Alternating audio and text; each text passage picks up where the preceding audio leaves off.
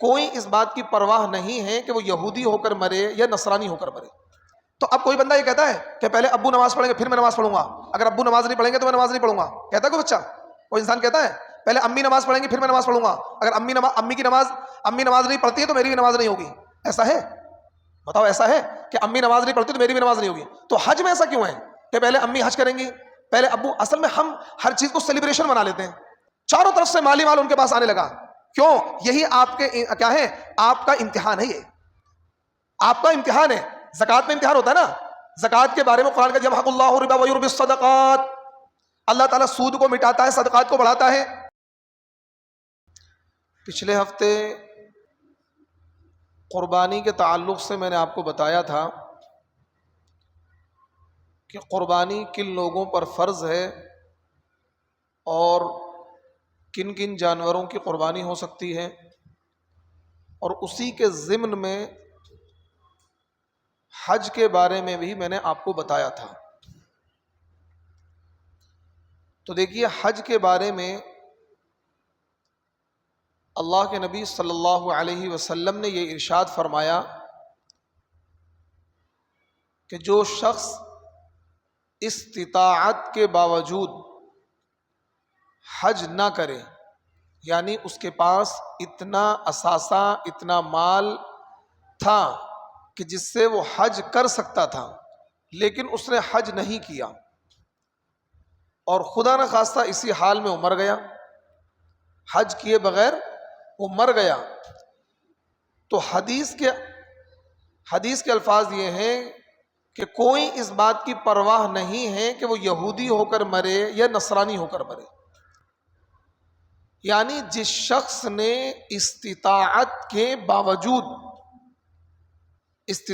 باوجود حج نہیں کیا، تاخیر کرتا رہا، ٹالتا رہا کہ اب کر لیں گے، اگلے سال کر لیں گے، دو چار سال کے بعد کر لیں گے، اور اپنے کاموں میں لگا رہا، مکان کے بنانے میں، پلاٹ کے خریدنے میں، اور اپنے کاروبار کو سنوارنے میں، بنانے میں لگا رہا، اور حج کو ٹالتا رہا، اور خدا نخواستہ اسی درمیان موت آ گئی، کیونکہ موت کا تو ایک وقت متعین ہے اور کسی کو پتہ بھی نہیں ہے۔ موت کا فرشتہ آ دھمکا اور اس نے پیغام سنا دیا کہ چلو بھائی پیغام آ چکا ہے، تو اگر اسی حال میں مر گیا کہ اس نے حج نہیں کیا، تو پھر اللہ کے نبی کہہ رہے ہیں کہ اللہ تعالیٰ کو کوئی اس بات کی پرواہ نہیں ہے کہ وہ یہودی ہو کر مرے یا نصرانی ہو کر مرے۔ اتنی سخت وعید ہے۔ لیکن آج ہمارا معاشرہ، اگر یوں کہا جائے کہ پورا یہ بر صغیر، انڈیا، پاکستان، بنگلہ دیش، یہ بر صغیر کہلاتا ہے، اور کیونکہ تینوں ملک ایک ہی ملک سے بنے، ان کے کلچر، تہذیب، لوگوں کے معاملات لگ بھگ ایک جیسے ہی ہیں، تو پورے بر صغیر میں مسلمانوں کی بہت بڑی تعداد ایسی ہے جو بغیر حج کیے مر جاتی ہے، بہت بڑی تعداد ایسی ہے جو بغیر حج کیے ہی مر جاتی ہے، بہت بڑی تعداد ایسی ہے جو حج کو ٹالتی رہتی ہے، کیونکہ حج کے فرض ہونے کے لیے بہت زیادہ، کہتے ہیں نا، بہت زیادہ مال ہونا ضروری نہیں ہے بھائی، انسان کے پاس ایک رہنے کا مکان ہے، اب رہائش کے مکان کے علاوہ اس کے پاس جو پراپرٹی ہے، اگر وہ پراپرٹی اتنی ہے یا اس کے پاس بینک کی سیونگ ہے یا اس کے کاروبار میں اتنے پیسے لگے ہوئے ہیں کہ جس سے وہ آنے جانے کا خرچ حج کا جو ہے وہ ادا کر سکتا ہے، تو اس پر حج فرض ہے۔ تقریباً 4 سے 5 لاکھ روپے خرچہ حج میں آتا ہے، تو آج کی ڈیٹ میں اگر کسی کے پاس 4 سے 5 لاکھ روپے ہیں تو اس پر حج فرض ہے۔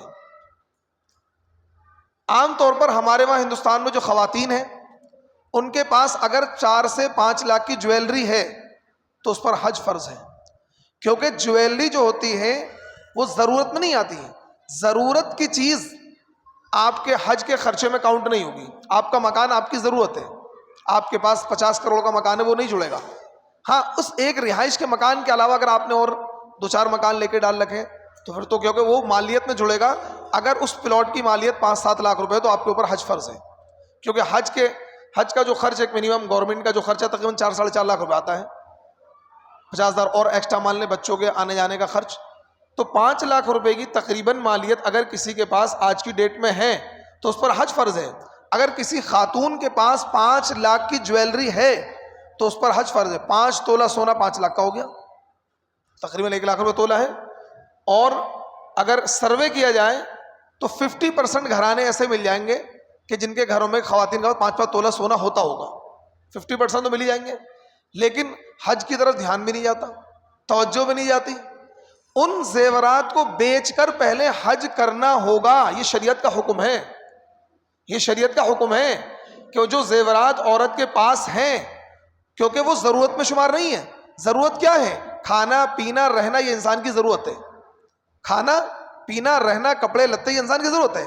اس کے علاوہ زیور یہ بناؤ سنگار ہے. ایک مکان سے دوسرا مکان، یہ اور کیا ہے؟ بناؤ سنگار کی چیزیں ہیں. ایک مکان، روٹی کپڑا کھانا پینا دوائی علاج، یہ آپ کی ضرورت ہے.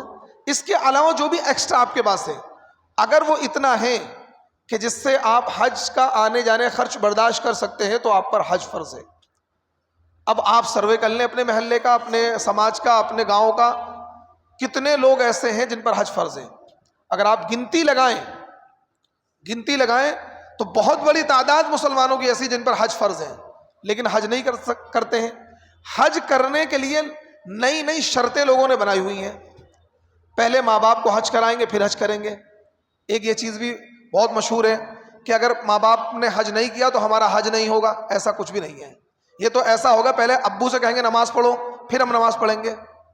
پہلے ابو سے کہو نماز پڑھیں پھر نماز پڑھیں گے. بھائی حج فرض ہے.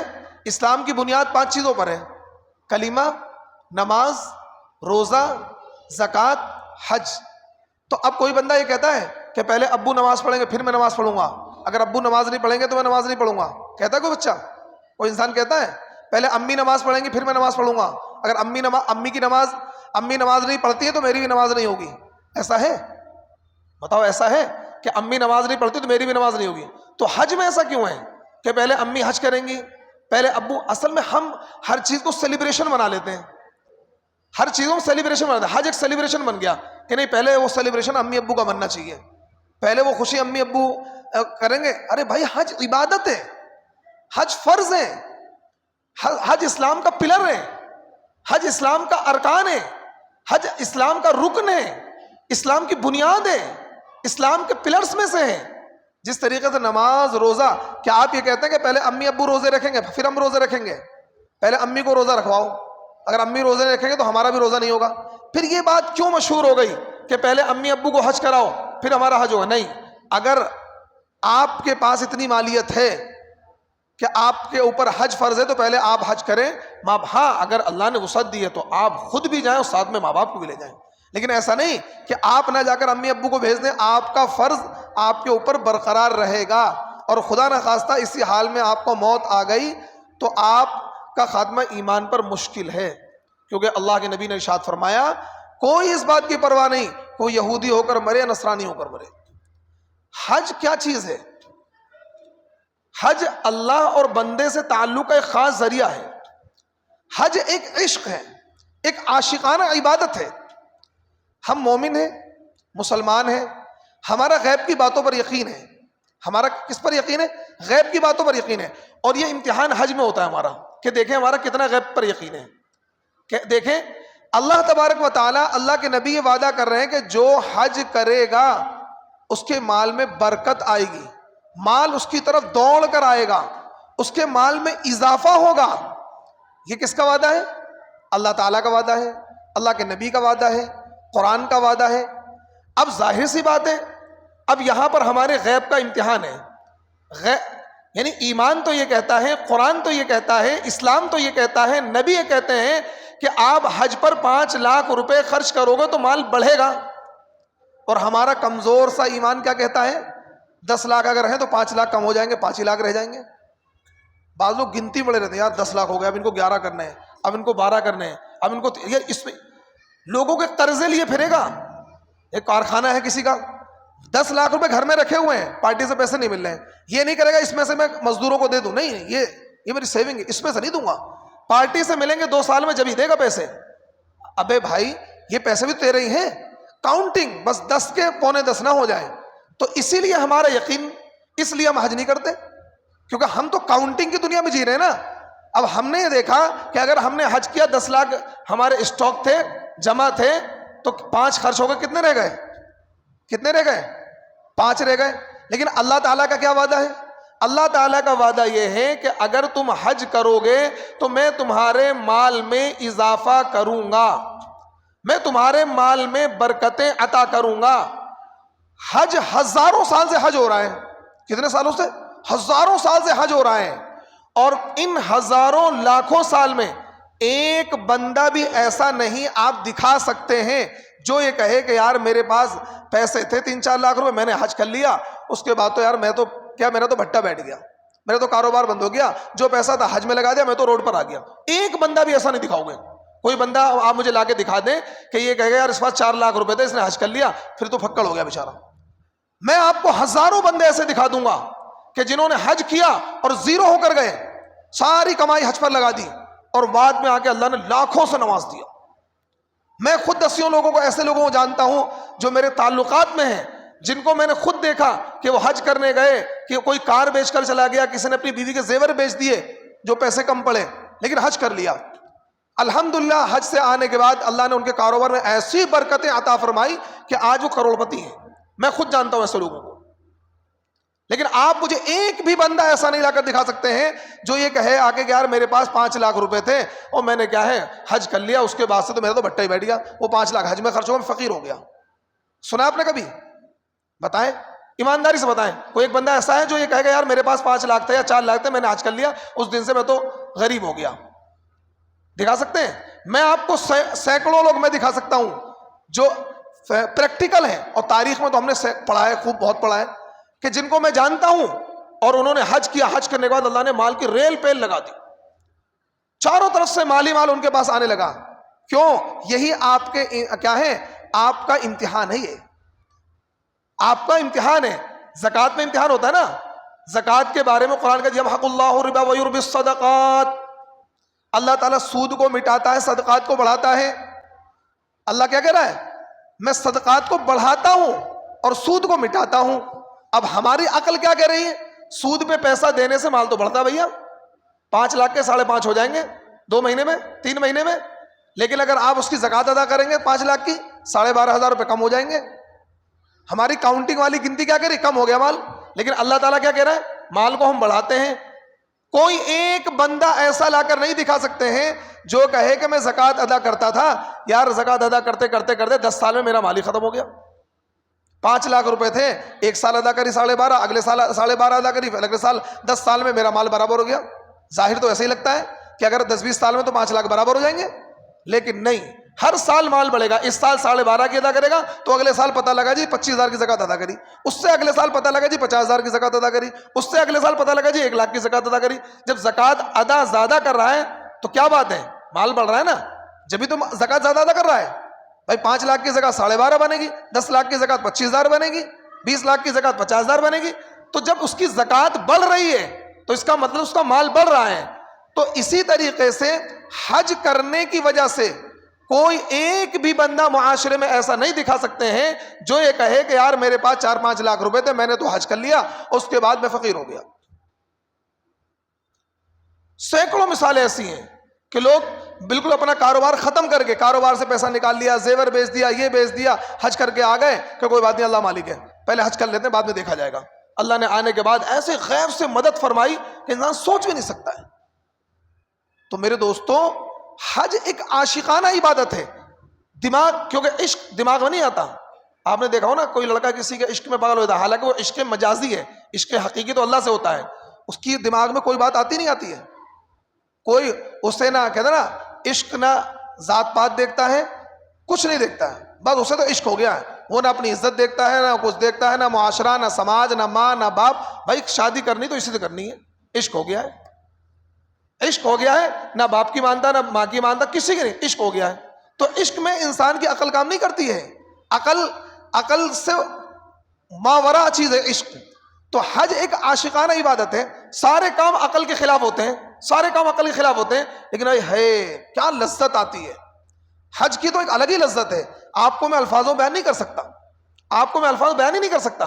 جب آپ خود کریں گے، بھائی میں کہوں پیڑا ایسا ہوتا ہے، بڑا ذائقہ آتا ہے، منہ میں رکھتے ہی پھوٹ جاتا ہے، اور بڑا آپ جب تک آپ کھاؤ گے نہیں پیڑے کا پتہ لگ جائے گا۔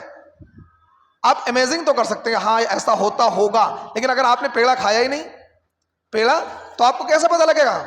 تو اسی طریقے سے حج ایک عاشقانہ عبادت ہے، ایک الگ ہی لذت، جیسے اس بندے کو عشق میں الگ ہی لذت آتی ہے، دنیا سے غافل ہو جاتا ہے، ماں باپ کی محبت 2 منٹ ٹھکرا دیتا ہے، وہ 18-20 سال کی محبت 2 منٹ میں اسے نہیں، بس عشق ہو گیا، اسے کچھ نظر نہیں آ رہا ہے۔ ایسے ہی حج ایک عاشقانہ عبادت ہے، وہ تو عشق مجازی ہے، حقیقی عشق تو اللہ سے ہوتا ہے، حقیقی عشق تو رسول سے ہوتا ہے، اس کے علاوہ جو عشق ہے وہ عشق نہیں ہے، وہ عشق مجازی ہے، حقیقی عشق ہمیں اللہ سے ہونا چاہیے۔ تو حج ایک عاشقانہ عبادت ہے۔ عقل میں بات نہیں آ رہی ہے، ایک بندہ اچھا خاصا ہے، پگڑی پہنی ہوئی ہے، سوٹ بوٹ پہنا ہوا ہے، ٹائی وائی پہنی ہوئی ہے، لیکن کیا ہے سب اتارنا پڑے گا، 2 کفن کی چادروں میں آپ کو آنا پڑے گا۔ آپ بادشاہ ہیں، آپ پرائم منسٹر ہیں، آپ وزیر ہیں، آپ مفتی ہیں، آپ محدث ہیں، آپ فقیر ہیں، کچھ بھی ہیں، آپ کو 2 سفید چادریں پہننی پڑیں گی، اور کوئی آپ کے لیے اسپیشلٹی نہیں ہے۔ خانہ کعبہ میں ایک فقیر بھی چکر لگا رہا ہے، خانہ کعبہ میں ایک بادشاہ بھی چکر لگا رہا ہے، سب کی کوئی اسپیشلٹی نہیں ہے۔ تو اب آپ یہ دیکھیے ایک گھر کا اللہ تعالیٰ چکر لگوا رہے ہیں، چکر لگاؤ، عقل میں آتا ہے؟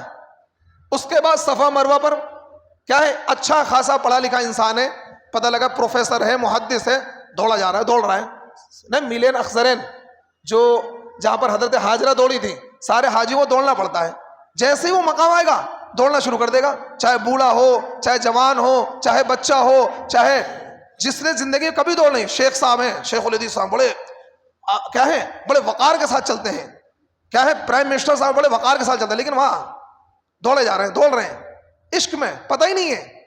نارمل آپ اس سے کہو بھائی ذرا دوڑیو، دوڑے گا نہیں، کوئی دوڑے گا، کوئی بڑا کوئی شیخ الحدیث ہو، بڑا کوئی عہدے دار دوڑے گا، لیکن وہاں دوڑ رہا ہے، عشق میں دوڑ رہا ہے، ایک ہی چادر میں ہے۔ اب مینا میں چلے گئے، مینا میں جانے کے بعد میں کیا ہے، سب ایک ہی خیمے میں ہے، کوئی اسپیشلٹی نہیں ہے، سب ذرا سا گدا ملا وہیں لیٹے ہوئے ہیں۔ اس کے بعد مینا سے اگلے دن عرفات، فجر پڑتے ہی عرفات جاتے ہیں۔ عرفات ایک میدان، پورے چٹیل میدان میں، اب اللہ تعالیٰ الگ الگ جگہوں پہنچا رہا ہے۔ ابھی آپ کو احرام باندھنا ہے، سیدھا مینا جانا ہے، ایک دن مینا رک کے آپ کو عرفات جانا ہے۔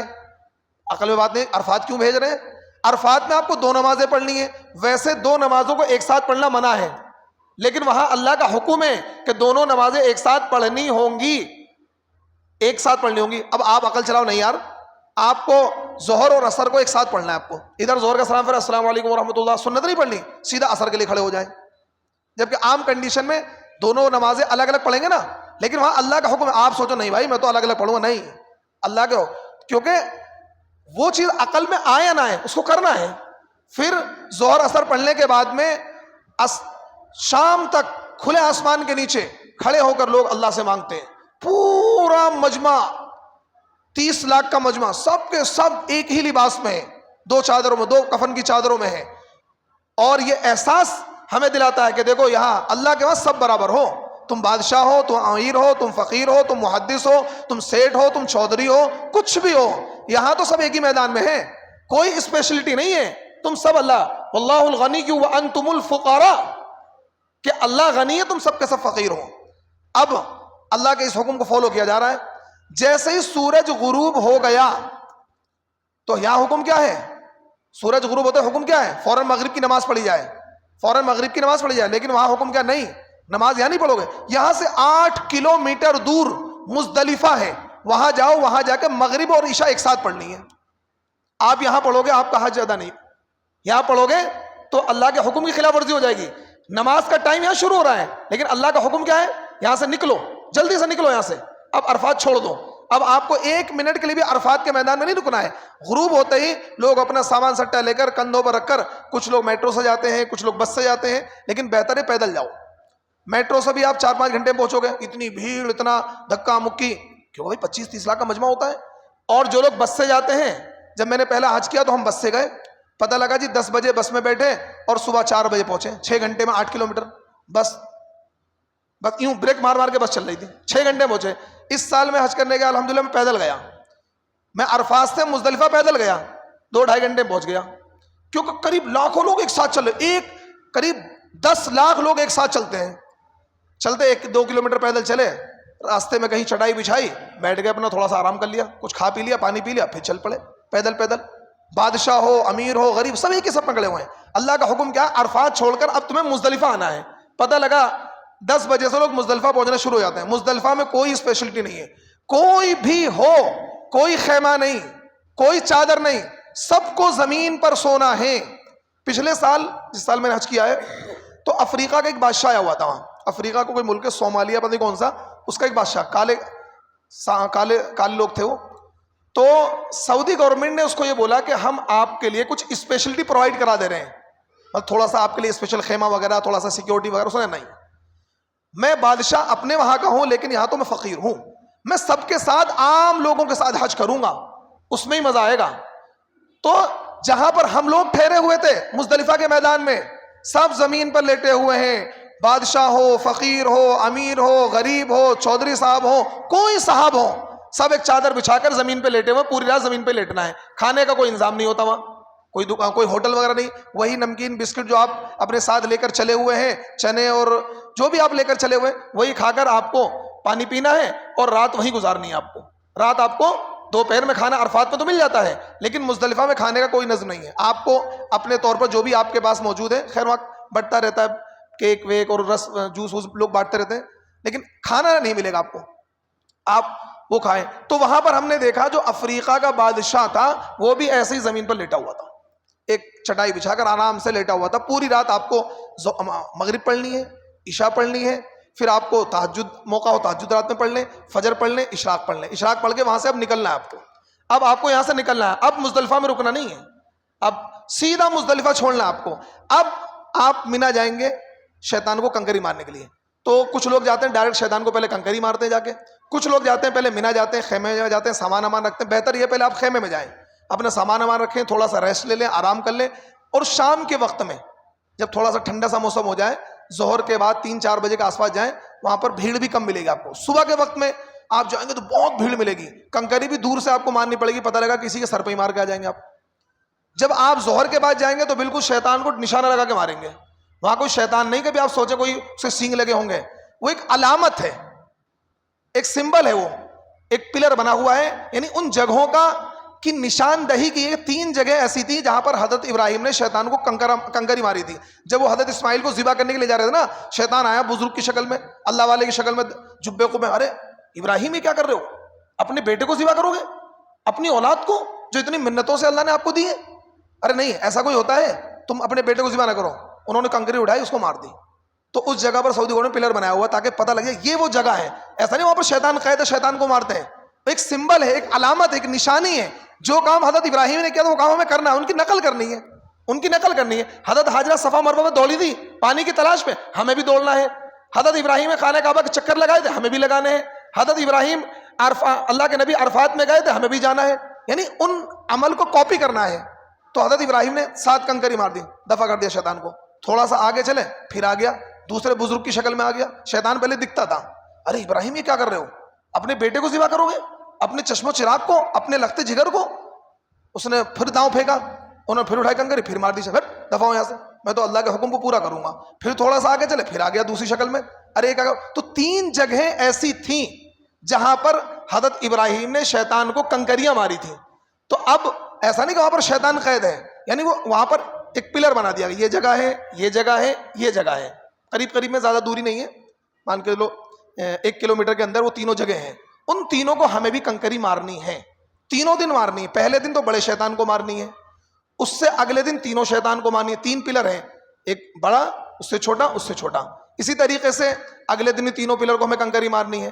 تو اب یہ دیکھیے کیوں ہم کنکری مار رہے ہیں, عقل میں بات آ رہی ہے, کیا بینیفٹ ہے کنکری مارنے کا, کیا بینیفٹ ہے کنکری مارنے کا. لیکن کیا ہے, حج کے جتنے بھی ارکان ہیں, حج کے جتنے بھی ارکان ہیں وہ عقل میں آتے ہی نہیں ہیں.